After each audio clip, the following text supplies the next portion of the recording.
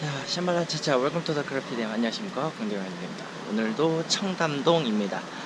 자, 어제에 이어서 술바위크 제 두 번째 신청한 수업을 들으러 다시 노마드로 왔습니다. 자, 오늘 수업은 역사인데 이제 들어가서 오늘도 재밌는 강의를 들어보도록 하겠습니다. 전적인 모임 때문에 늦어지게 감정 죄송합니다. We're making some welcome cocktails for you in just a moment. Those will be out for you, so you can enjoy those while I'm speaking. 얘기하는 동안에 저희가 웰컴 드링크 준비하고 있으니까 준비가 되면 즐겨주시면 되고요. You'll be drinking the 3 Miller cocktail. 3 Miller.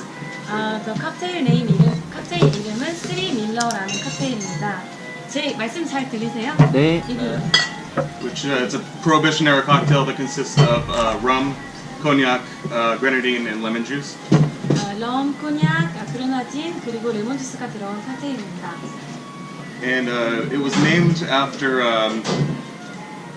3 miles. So 3 miles off the coast of the United States during Prohibition, anything goes. You could do all sorts of illegal activity. Anything that you needed done, especially bootlegging during Prohibition, happened 3 miles out off the coast in the ocean from the United States. Excuse me? 3 miles out in the United States. If you go on a ship 3 miles out, you can do anything.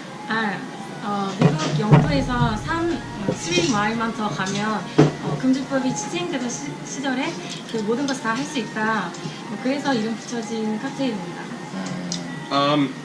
So my name is Matt Solario. I'm from San Francisco. I'm a bartender there at a bar called Stooky's Club Moderne. It's a cocktail bar that celebrates the era of the post-Prohibition era. So from 1933 to about the early 1940s, right about when the U.S. entered World War II. 1930년대부터 40년대까지 그때 유행했던 샌프란시스코의 바에 일했던 매튜 솔라리오라고 합니다. You can just speak slowly, please. Okay, sure. Excuse me. I think I already speak very fast, and so I'm already slowing down, and so I slow down further. Okay. Everything is good. Got it. Yeah. More comfortable with a shaker in my hand than I am speaking, so I apologize. But I wanted to conduct this class because I really enjoy Seoul as a cocktail city, and I think it's up and coming. But one of the things I think it lacks is just the number of comfortable, approachable neighborhood-style bars. There's a lot of high-end bars here, which is really great. But I think there's room for growth on the the middle tier. 제가 이곳에 되게 와서 너무 기쁩니다. 많은 하이엔드 바가 있지만 친근하고 캐주얼한 그런 바들이 더 많이 생겨야 한다고 생각하고 그런 성장의 여지가 있다고 생각을 합니다. In the United States, we have a large cocktail culture and have for almost the entire time that our country has existed, and that in part is due to that type of bar. So one thing that I really like about Prohibition cocktails, especially, is that they use simple ingredients, whereas a lot of bartenders today tend to overcomplicate things without necessarily knowing fundamentals of cocktails. 금주법이 시행되던 시절에 만들어진 칵테일은 좀 단순한 칵테일들이 많았는데 본인은 그러한 단순하고 맛있는 칵테일을 좋아한다고 하네요. It's very difficult to create a classic cocktail with custom ingredients. 어떤 하나의 클래식을 만든다는 것은 굉장히 어렵습니다. 왜냐하면 그것이 필요한 도구들을 가지지 않고 클래식을 만들어낸다는 게 어려운 일이죠. And especially in a country that's it's up and coming and it's changing rapidly, but there's still, compared to the rest of the world, you don't have all of the ingredients necessary to create every cocktail. 한국 같은 경우에는 다양한 칵테일을 만들기 위해서 필요한 재료들이 상대적으로 없다 보니까 그런 클래식한 칵테일을 만들기가 어려운 부분들이 사실 있습니다. So I think thinking smaller is a key to success. 그래서 너무 복잡하게 생각할 거 없이 간단하게 뭐 쉽게 생각하고 칵테일을 만드는 그것도 하나의 방법이라고 생각합니다. And I would like to say, if anybody has any questions at any time, please let me know. Raise your hand, and I will do my best to answer them. 질문이 있으신 분들은 손을 들어주시면 최대한 성의 있게 답변을 해주신다고 합니다. One of the things that drew me to the time period of Prohibition and post-Prohibition is the fact that in San Francisco, it kind of exists all around you. In fact, my apartment building has, I live in North Beach, which is the Italian neighborhood in San Francisco, and in the basement of my apartment, they would collect grape juice and ferment the juice to make wine. 레치가 살던 샌프란시스코 지역에는 이제 금주법이 시행되기 전부터 이미 그 집에서 몰래 가정에서 술을 만들었다고 하는데요. 그래서 지하실에서도 뭐 포도를 만들고 그 술을 만들었다고 합니다. I'd also like to apologize too. I had a PowerPoint presentation planned, so I'm having technical issues on that front. So I'm doing my best to present words to you and hopefully paint a picture. 이미지 자료를 준비를 했었는데 프레젠테이션은 지금 안 돼서 최대한 말로 단어로 열심히 설명을 해주시겠다고 합니다.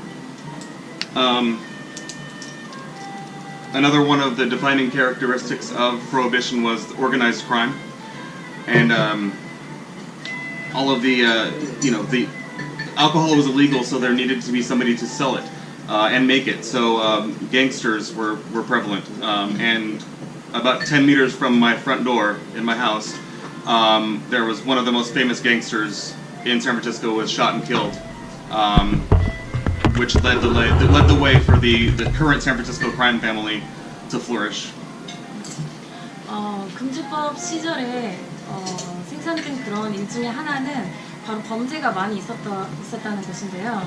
그래서 이분이 살고 계시던 그 집, 샌프란시스코의 집에서도 가장 10m 바로 옆에서 갱스터들이 그 술을 만들고 또 그로 인해서 많은 사건들이 많이 있었다고 합니다.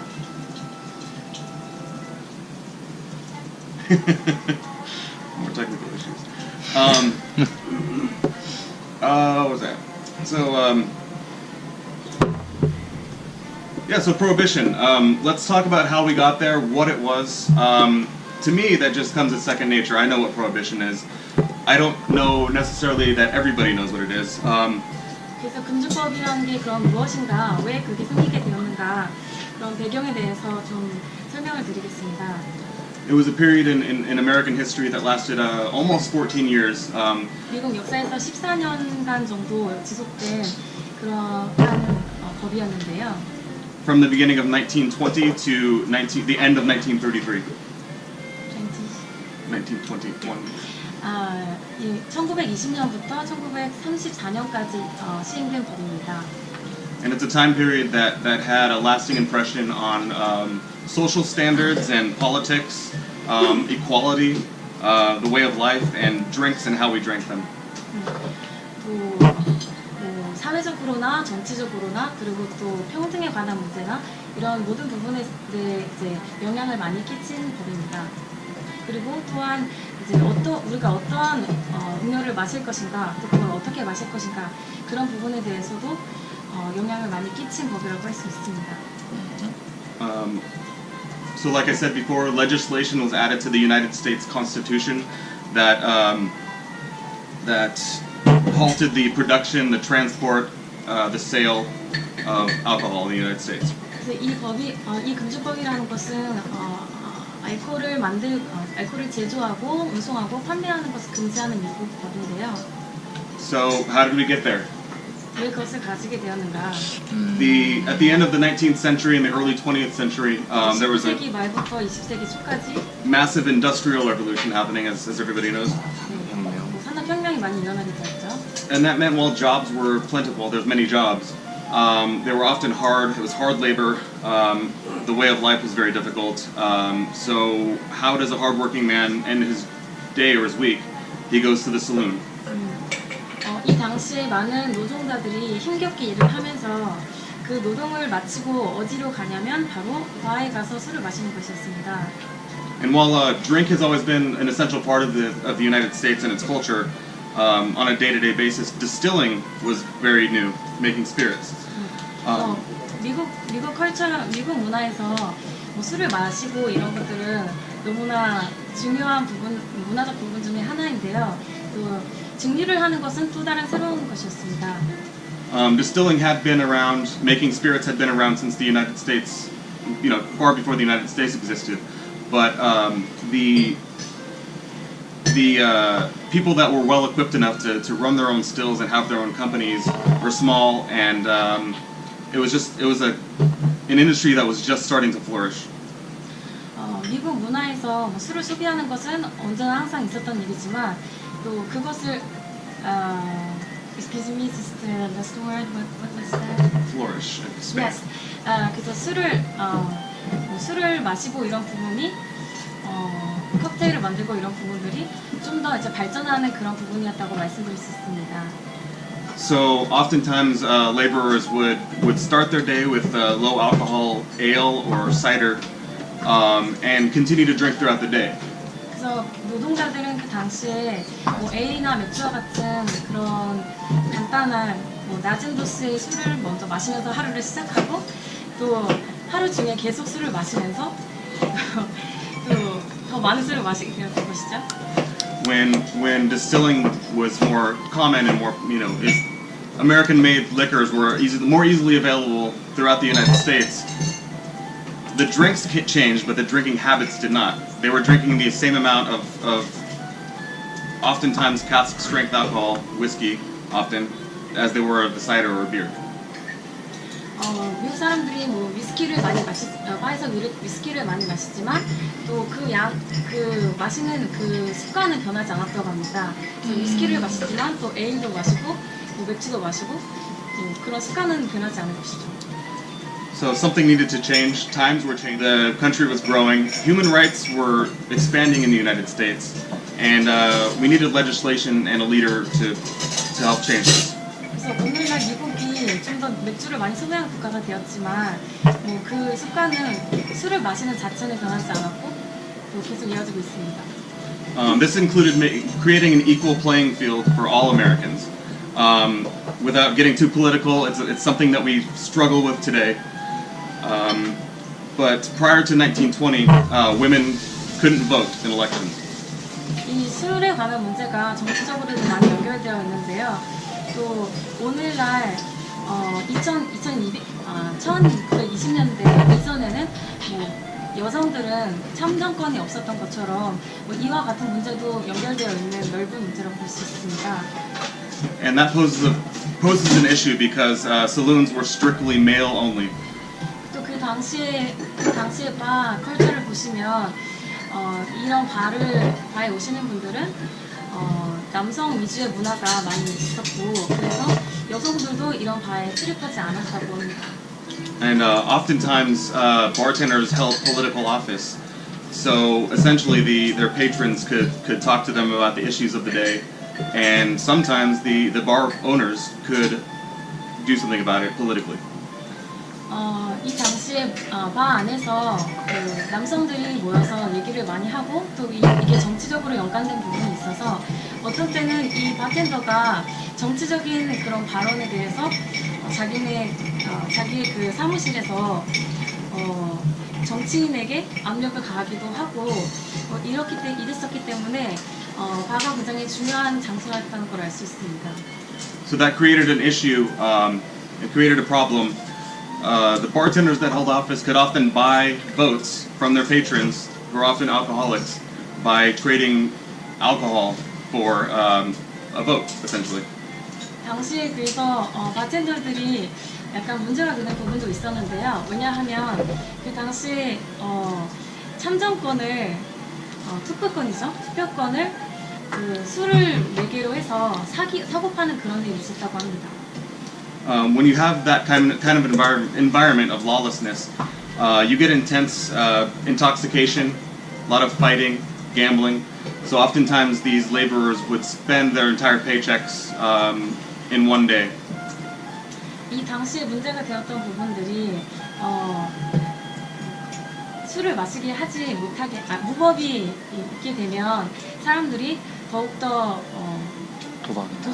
술에 도취가 되고 또 갬블링이나 이런 부정부패 같은 문제들이 많이 있었기 때문에 문제가 되었고 또 노동자들은 금요일 주말 하루에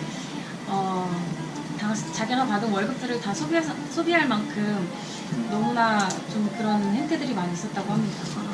And oftentimes the people that suffered the most were the families, the wives and children of these men. 당연히 이렇게 술에 관련된 소비를 많이 하니까 또 집에 흥청망청 소비를 하고 또 집에 가서는 그 노동자들이 자기 아내들을 때리기도 하고 약간 이런 부분들이 있어서 사회적으로도 많이 문제가 제기되었습니다. So there was that, that started two types of people. Sometimes they were one and the same, but you had people fighting for women's suffrage, fighting for women's rights, and you had people fighting against drink. 이런 식에서는 그렇죠. 이 여성들과 어린 아이들 그런 사람들의 권리를 위해서 싸우는 사람들이 생기고 또 그 사람들을 보호하고자 하는 그런 운동이 있었습니다. So you now have a large group that can lobby against alcohol. So by 1919, a law is passed. It's called the Volstead Act. 볼스테드라는 법이 생겨나게 되었는데요. 이 법은 술에 대해서 술의 소비 이와 관련돼서 이제 반대하는 사람들이 추진하게 된 법입니다. And this law is essentially what led to prohibition, which is the production and sale of alcohol is halted. 이 법이 나중에 이제 금주법으로 발전하게 되는데요. 그 금주법으로 말미암아 술의 제조와 판매, 운송 등이 모두 금지되게 되었습니다. So now to the heart of what this presentation is all about, and that is some of the unintended consequences that were both positive and negative during and after prohibition. 그래서 오늘 말씀드릴 내용은 또 이와 관련해서 금주법이 시행되기 전과 이제 후 또 우리가 기대하지 않았던 그런 결과들이 생겨나게 되었는데 그것이 과연 무엇이었는가에 대해서 말씀드리도록 하겠습니다. While there were most definitely outliers, the idea of taking a spirit and a modifier and drinking them for enjoyment is not an American invention, but the Americans did create an entire environment and an entire culture around that. 미국인들이 이 술을 마시는 것 자체에 대해서 종주국은 아니지만 어디서 다 마시고 있으니까요. 하지만 이 술을 소비하는 이런 모습들에 관해서 그 환경을 조성한 데에는 미국인들의 공헌이 크다고 볼 수 있습니다. So what happens to a bartender that's working in the United States when prohibition strikes? He has to go and find another job somewhere else, and usually that meant the Caribbean, it meant Asia, Europe. 금주법이 시행되었을 때 사실 바텐더들이 본인의 잡을 잃고 직장을 잃었기 때문에 그 바텐더들이 어디론가 다른 나라로 가서 직업을 구해야 했겠죠. 그 아시아일 수도 있고 미국일 수도 있고 미주일 수도 있고 또 유럽일 수도 있는데요. So with him, that bartender brings old ideas and fundamentals to a new and captive audience. In that the patron at these new bars and these far off places, and also with new bartenders as well. 그래서 이렇게 다른 곳으로 이주한 바텐더들이 서로 교류하기도 하고 또 그 과학 문화에 관한 그런 기본적인 틀은 가지고 있대 또 자기가 간 곳에서 새로운 그 활력을 불어넣는 그런 역할을 했다고 볼 수 있습니다. So this also coincides with the advancement overall of transportation. People were starting to travel for leisure more often than they ever had before, and they could travel further. So if an American couple wanted to drink, they would go to Havana, Tokyo, London, Paris. 이 당시에 또 하나 발견할 수 있는 점은 바로 여행을 가는 분들이 더 긴 여정을 하게 되었다는 것인데요. 미국에서 술을 마시고 싶은 사람들이 다른 곳으로 가서 더 먼 곳까지 찾아가서 이제 술을 마시게 되었던 것이죠. 미국에는 금지가 되었습니다.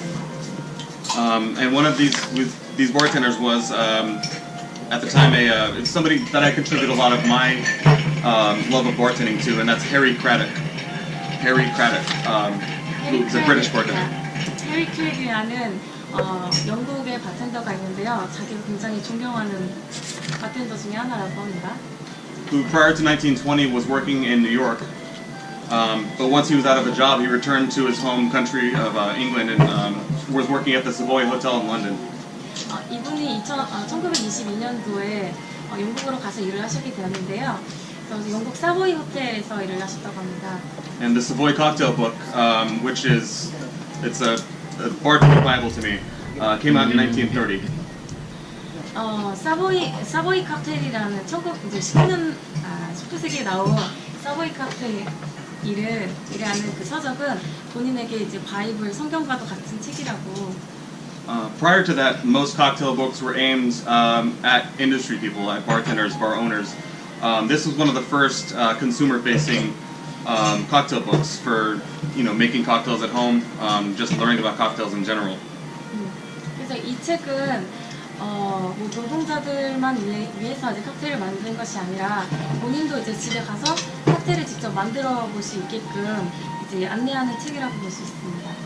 And it may seem primitive to our modern eyes, but if you actually take the time to study it, to understand it, to realize the potential that it has, I think it's the most important cocktail book there is. 그래서 이 책을 통해서 excuse me, sir, just Repeat it? yeah. It may seem primitive to our modern eyes, but it's golden if you know how to use it. If you take a step back, put your ego aside, and really understand what you're seeing on the paper, and make changes if you need to, it might be the best cocktail book there is. 책을 보시고 천천히 따라해 보시고 또 자기가 바꿀 수 있는 부분들은 적응해 보면서 시도를 해보시면 정말 좋을 것 같다고 추천을 하시네요. And I would implore everybody to pick it up and try it if you haven't already. I'm sure a lot of you have. 네, 이 책을 꼭 모두가 여기 계신 모두가 보시고 한번 칵테일 만들기 도전해 보시면 좋으실 것 같다고. And I notice a lot of the young bartenders that I work with, they do have that ego where they look at it and it does seem very primitive, but again, if you understand it and put your ego aside, I think it's good. 뭐 매튜 씨도 이제 다른 이제 젊은 바텐더들이랑 많이 일을 하시는데 또 그 책을 볼 때는 자기 이고는 옆에 놔두고 그 책대로 한번 또 해보시라고 추천하고 있네요. So for the next round of cocktails, can they make a large batch and then put them all at once? Okay. I'll let you know. Which kind of rum did you use? So in this case, I'll have to admit I had it landed on my lap today. You have the bar. It's a rum agricole of some sort. It's a white rum, right? Yeah, it's a white rum agricole. So it's I'm sure you can get some more information there. All right. Yeah, there you go.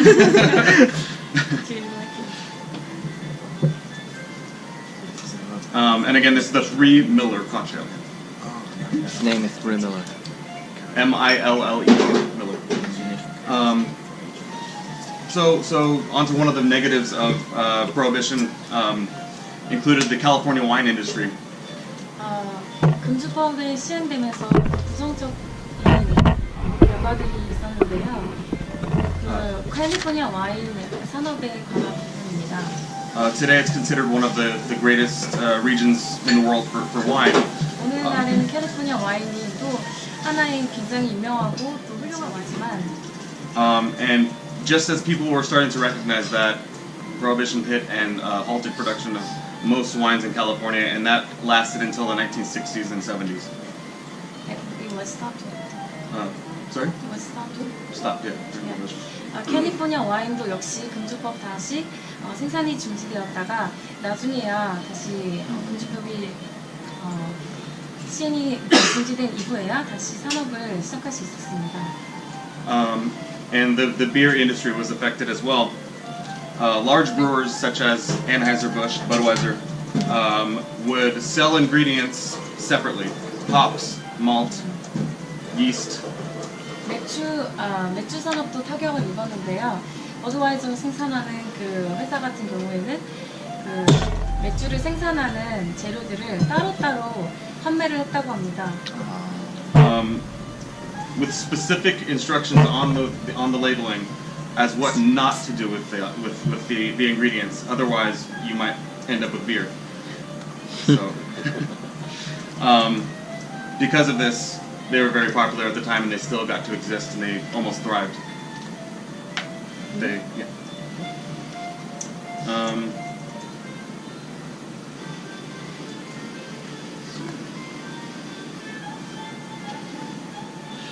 So, Yes, please. 그러니까 금주법 같은 경우는 이제 미국 같은 경우는 굉장히 넓잖아요. 그러면은 이게 주마다 이제 법이 다른데 이게 미국 전역을 대상으로 이제 금주법이 시행이 된 건지 아니면은 뭐 이렇게 특별히 선정된 몇몇 주만 이렇게 뭐 이렇게 주마다 좀 다른지.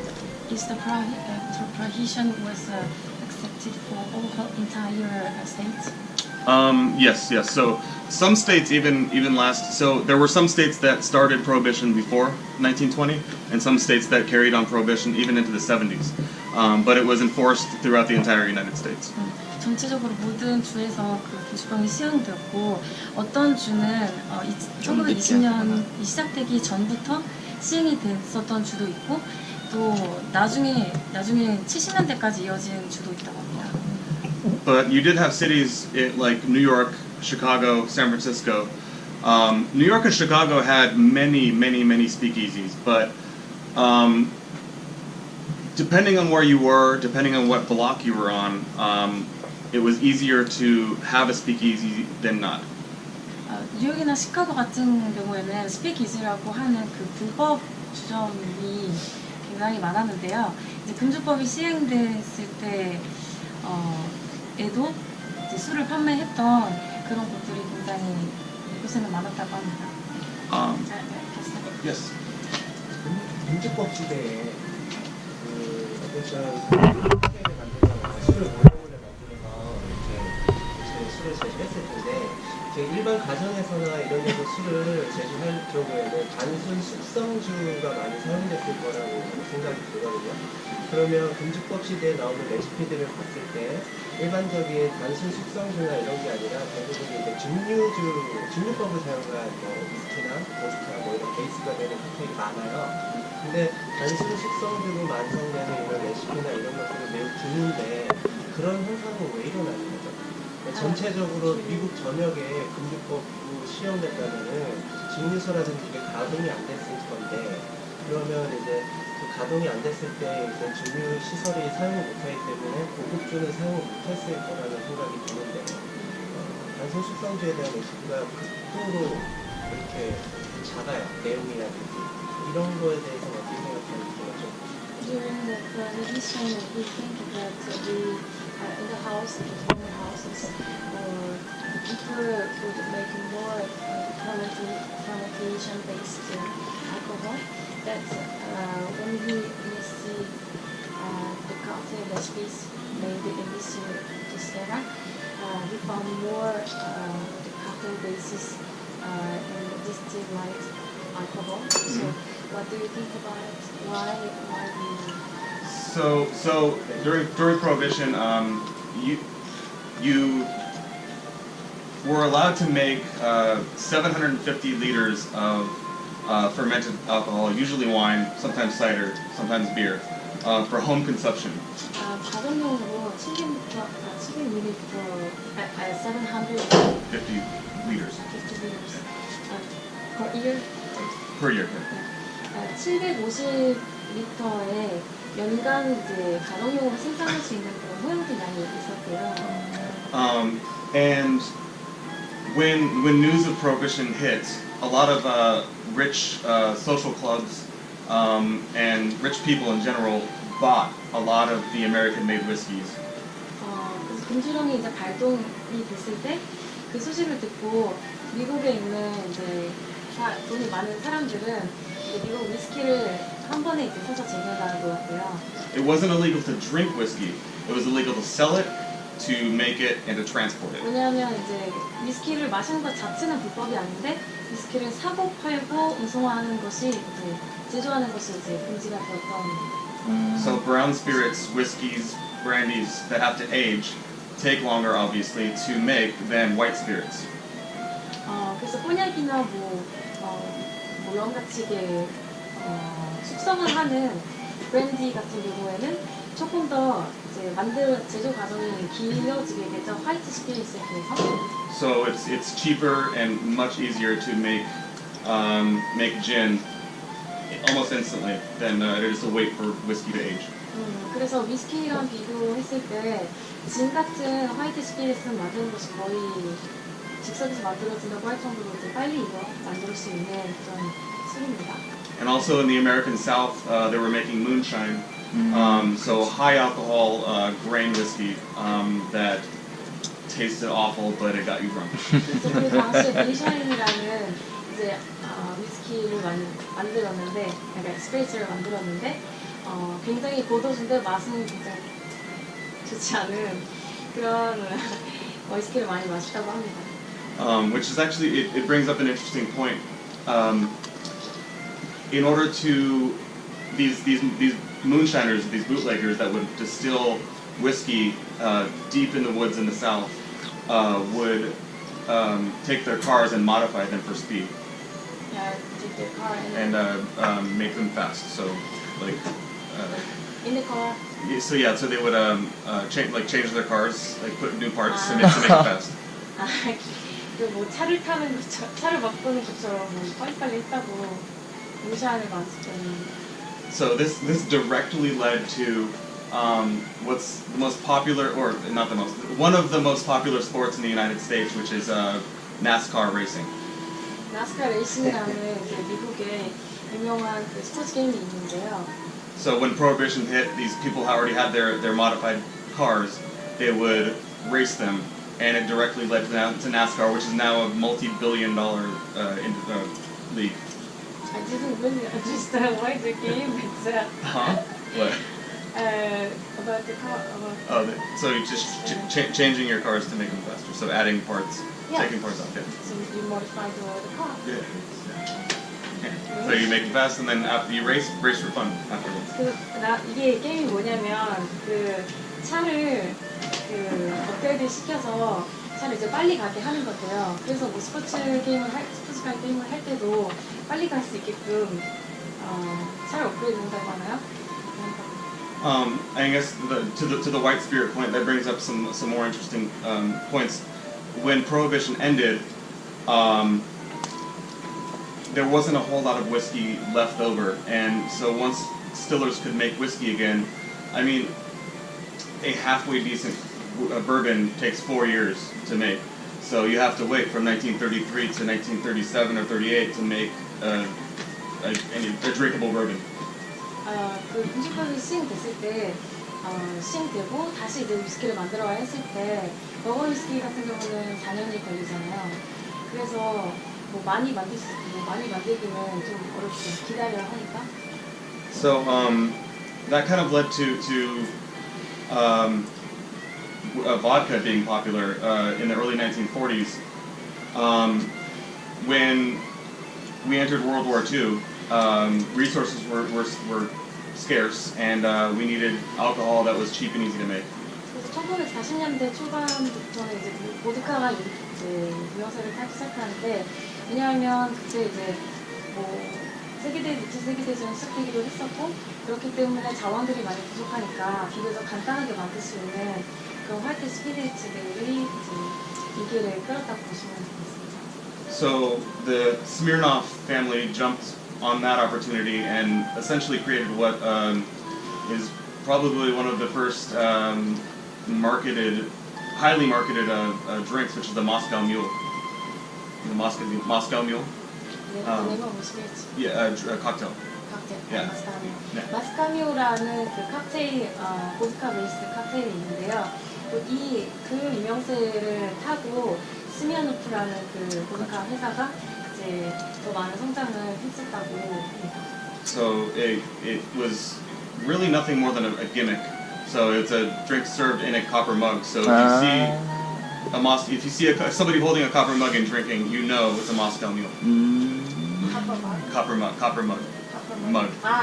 그 쿠퍼로 된 그 동목의 잔 잔인데 아마. 그 잔을 가지고 그 칵테일을 마시는 거기 때문에 누군가 구리로 된 네. 동그란 잔인데요. 그거를 이제 마시는 걸 보면 이 사람이 the name of cocktail Moscow Mule. 마스카미오라는 칵테일을 마시고 있구나라는 걸 바로 알 수 있다. Is that popular in Korea? Yeah, it's very popular. It's so popular in the Yeah, United States. And I 미국에서는 can't 굉장히 stand it. 유명한 It's like a chain reaction. So if somebody orders one, they see it, and everybody orders them. 답이 되셨나요? Okay. I think it's still there. So the classic version of which company is using Smirnoff? Is it have? Yeah. So the I believe he's the grandson of the original distiller of Smirnoff, was a salesman for Smirnoff, and bars in the United States they've had by a while, but nobody knew what to do with it. So if you see a lot of the older cocktail books, you'll see just cocktails with vodka in them. They're often paired with another spirit, and if you try them, they're usually just really bad. So I think that was the first plan to market, to heavily market a product. Finding a need and going for it. No, it's done. Oh, no, thank you. Which is funny too, because that really Prohibition in a way killed brown spirits and cocktails in a lot of ways in the United States, and so did World War II. So 그래서 금주법과 또 세계대전이라는 그 전쟁을 통해서 미국에서 브라운 위스키의 위상이 점차적으로 좀 떨어지게 되고 그보다 이제 화이트 스피릿이 더 많은 인기를 끄게 된 원인인데요. And during the 1950s, everything was very fast and instant, and that oftentimes meant it didn't have much flavor. 그래서 1950년대부터 이제 유행하는 것들은 모든 것이 빨리빨리 진행되고 또 가장 쉽고 패스트푸드처럼 빨리 할 수 있는 것들이 이제 미국 내에서 유행을 하게 되었습니다.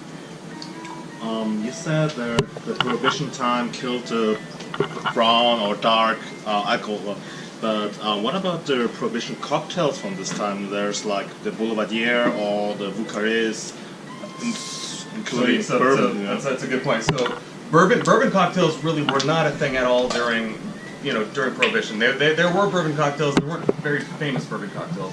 버번 칵테일은 아무리 이제 most part. 브라운 위스키들이 잘 되지 않았던 이렇게 뭐 인기를 끌지 않았던 그 금주법 그 기간의 예외적인 경우인데요. 버번 위스키는 그 당시에도 굉장히 많은 인기를 끌었다고 합니다. It was much more of a rye country. The Americans drank much more rye than they drank bourbon. Bourbon was often thought of as a southern drink, while rye was a Yankee drink, and so people preferred rye in their cocktails. Bourbon. I'm going to go on for a while. I have a lot to say about all of this, so I was going to get to your point, but you're doing it for me, so. 그래서 버번이 계속 사랑을 받았다는 그런 내용이네요.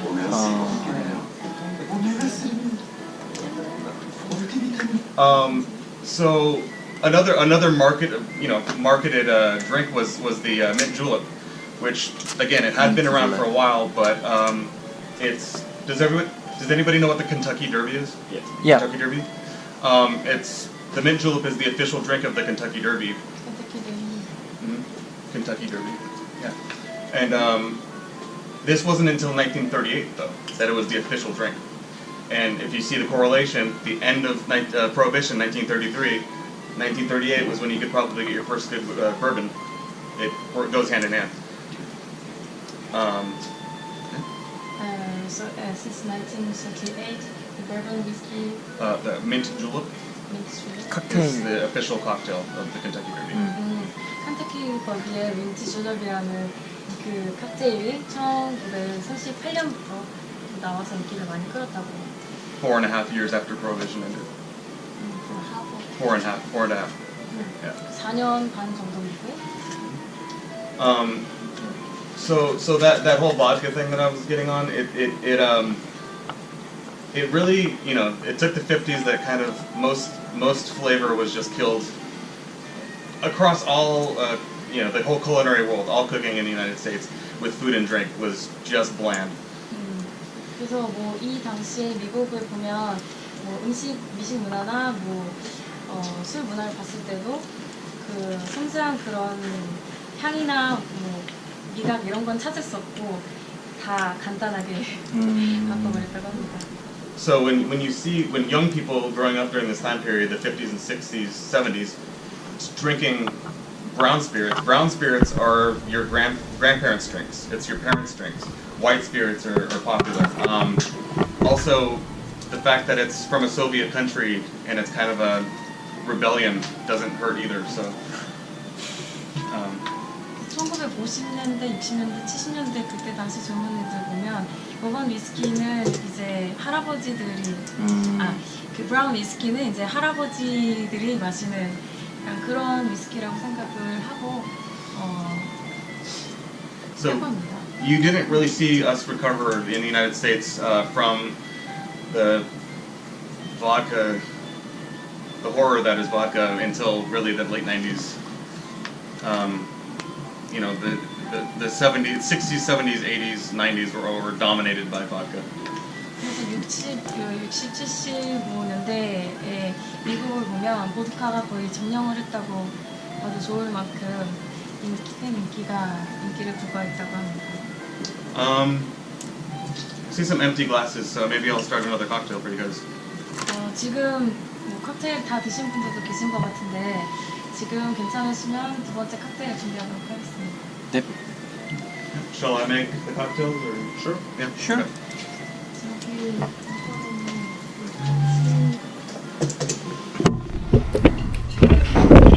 I'll get my own.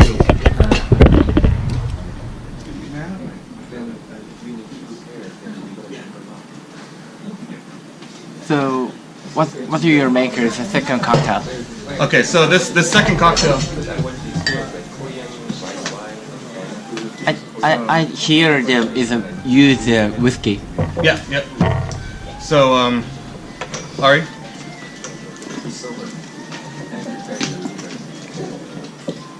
I'm going to talk about this cocktail here. So, how many people do I have? 1, 2, 3, 4, 5, 6, Maybe 7, 8. 8? 9 or 10, I think. Okay.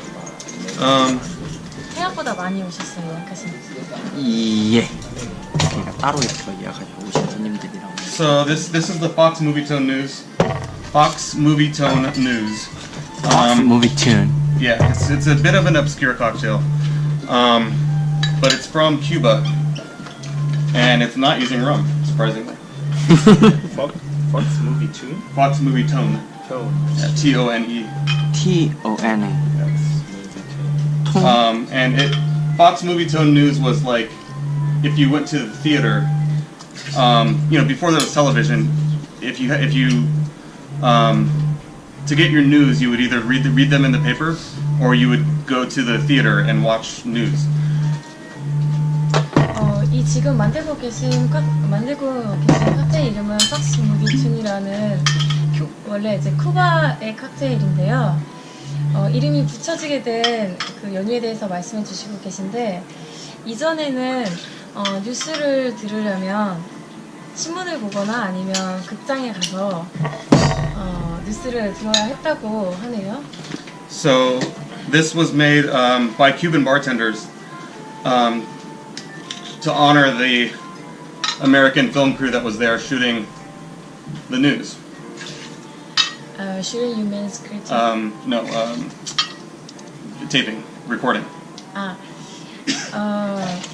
그래서 이 칵테일은 쿠바의 바텐더가 만든 칵테일인데요. 미국의 그 방송사를 기념하기 위해서 그 뉴스를 이제 내보냈던 방송사를 기념하기 위해서 그렇게 이름 붙였다고 합니다. And I think they had the fact that they're American in mind when they made this, because they made it out of rum or out of scotch. Because there were so many popular rum cocktails in Cuba at that time, and Americans just didn't have that much whiskey. 이 당시에는 그 쿠바에서는 럼을 사용한 칵테일이 많았는데요. 우리는 스카치 위스키를 가지고 그럼 만들어 보자 해서 또 여기에는 럼이 들어가지 않고 위스키가 들어가는 걸로 알고 있습니다. Is this the original recipe to use a rum, but you twist it? No, this is how. Yeah, this is a Cuban cocktail. Okay. Exactly as it stands. So it is equal parts lemon juice, 폭스사를 위해서 만든 건가요? blended scotch. So equal parts lemon juice, blended scotch, sweet vermouth, and orange liqueur. 블렌디드 위스키, 네, 스카치 위스키, 레몬 주스, 오렌지 큐라소였던 거. So orange liqueur and 오렌지 리커, dry curacao. 드라이, Curacao. 커레스. Yeah. Dry orange liqueur. 드라이 오렌지 리커. You had a question from this lady. Okay. So the park you said Foxtons. It was the name of the broadcast company. Oh, Fox Movie Tone News. Yeah. So Fox Movie Tunes News. Fox Movie Tone. So it was this cocktail is dedicated for this. 그렇다고 하네요. 이 방송사를 툰이라는 Dry 뜻이 curacao. 어떤 뜻인지 알려주세요. So 6 drops per. 그러니까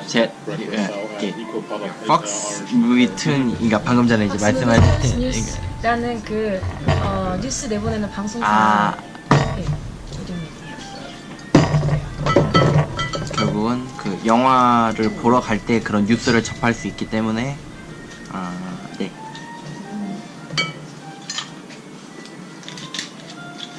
So, could you tell me again the recipe? Is it scotch, rum juice, and orange liqueur and dry liqueur? Is it bitter? Curacao. Do you know curacao? Yeah. Yeah. So dry curacao. It's a two type use curacao. Is right? Mm-hmm. Yeah. Two types of orange liqueur. Oh. One sweet, one dry. Mm. Okay. Do you have glasses? Oh, there. 네. So how many blend? What's that? Is that how many is put in the? Oh, so equal parts. Yeah. And then six drops of the dry. Yeah.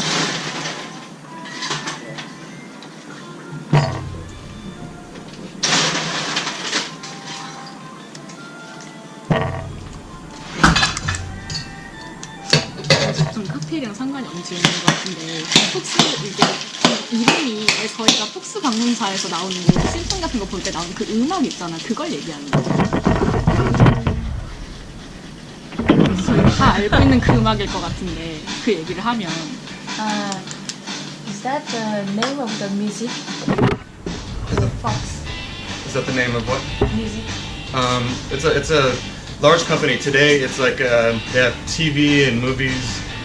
이 방송사가 오늘은 뭐 TV 프로그램도 하고 영화도 하고 그런데 Producers of Simpsons, right? 맞죠? 이거 시리즈를 만든 거. 미스터리 폭스. 미스터리 폭스에서 나오는 그 우리가 알고 있는 그 음악만. 툰이라는 게 음악을 하는 건가요? 네, 왜 저희 그 폭스에서 나올 때 방송 폭스 로고 보여주면서 네. 음악 나오잖아요. 저희 예. 다 아는 그 음악이 제목인 거예요. 이름인 거예요. 이렇게 또 교양을 샀거든요. 그러니까 맨 처음에 이제 폭스 무비 툰이라고 하길래 툰이 That would have bigger shakers here. 만화 그 툰인 건데 저도 이제 아이튠 할 때 그 툰인 거예요. 음악 This one. 로고송 얘기하시는 거죠? 네네네, 그러니까 그거요. Then we had like a big. 빠밤 빠밤 뭐그 폭스 그 맨 처음에 그 뉴스 나오기 전에 뭐 헤드라인 나올 때 하는 그 그거요. 로고송인 거죠?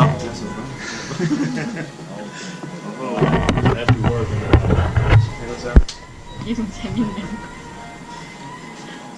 마음에 드셨나 봐요.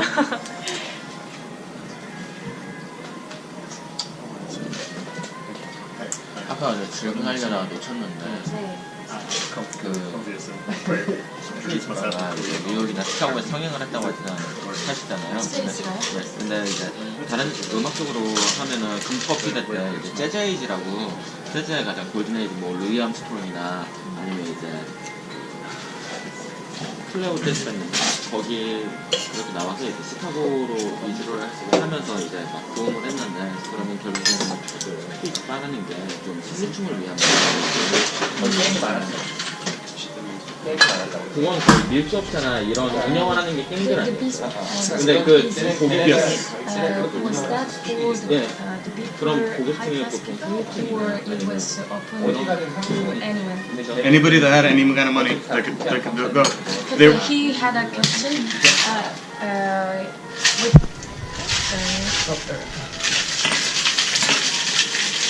yes. with such boom in that age. Is there any connection with speakeasy? Yeah. So, yeah, I think I was getting to that point. I lost myself. So there was many speakeasies in Chicago and New York, but San Francisco had speakeasies as well. But our speakeasies were much more open. They were easier to get into. They were cheaper. The laws in San Francisco often are pretty lax.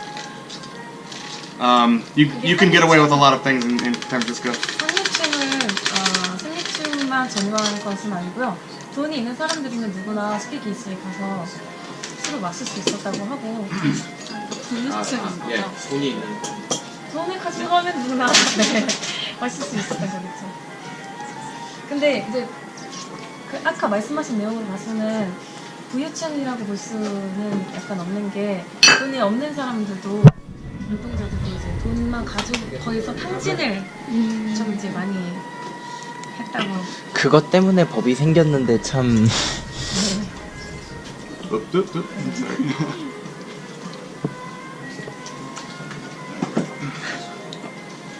Thank you. There was a place in San Francisco called Coffee Dams, and it 너무 이쁘셔서 당황하셨나 봐요. they would have mallets, they would have hammers. I have a speakeasy story. You made a mistake because she's beautiful. Oh yes, that's exactly what happened. I knew it.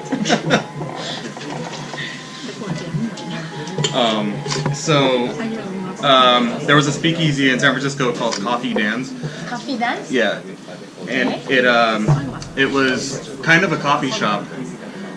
People would go in, they would get their cup of coffee, and there was hammers on the table, like small hammers. Okay. And if they You mean the beans, coffee beans? no, just cup of coffee. So they'd have a cup of coffee, and then a little tiny hammer. So like Yeah. yeah, and so anytime they picked up the hammer and hit the table, a waiter would come by, and he had a flask in his pocket, and he would dip from the flask in his pocket. He would put whiskey in their coffee.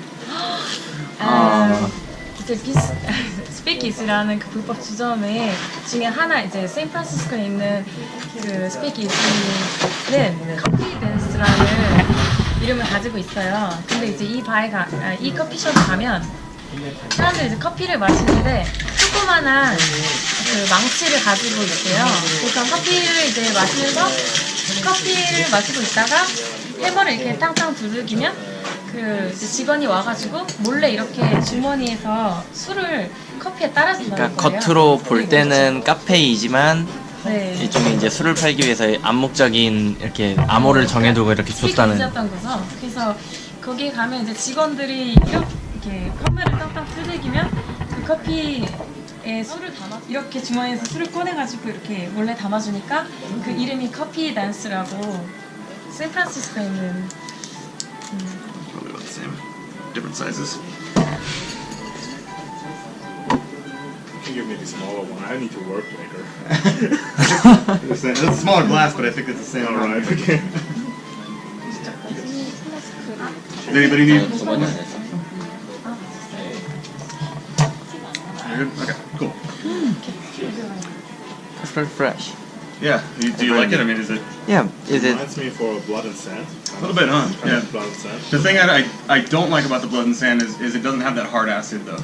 Like I like I don't like the orange juice. I don't like the soft acid. I like the hard acid in it. So, but it's almost. I mean, it's a similar recipe. So, I don't know. I'm lost now because I don't have my presentation. So I've been talking for a long time. I think I've said everything. Probably not.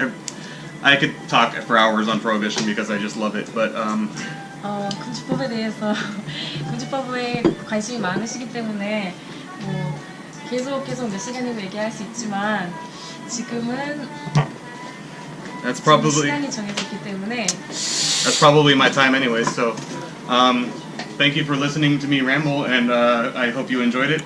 I hope you enjoy your cocktails. Please, again, if you have any more questions, I'm here. I'm also doing some guest bartending gigs tomorrow at 31B at 9 p.m. And at where am I at? Old Fashioned, Bar Old Fashioned at 9 p.m. on Thursday. Yeah. In case you want to see me, I'll have 2 different menus at both places. So I think Bar 31B is going to be very much more traditional. I have a drink I'm famous for. It's the bull shot. So it's kind of a take on a bad 50s vodka cocktail, but I use gin and fresh beef. Yeah. So. 또 이렇게 들어주셔서 감사하고 질문이 있으시면 여기 계속 있으실 거니까 칵테일 즐기시면서 질문도 해주시면 감사하겠습니다. 또 내일 게스트 바텐더로 또 칵테일을 만드신다고 하시니까 뭐 31B? 31B. Yeah. 31B? Mhm. 9 o'clock? 9. Yeah.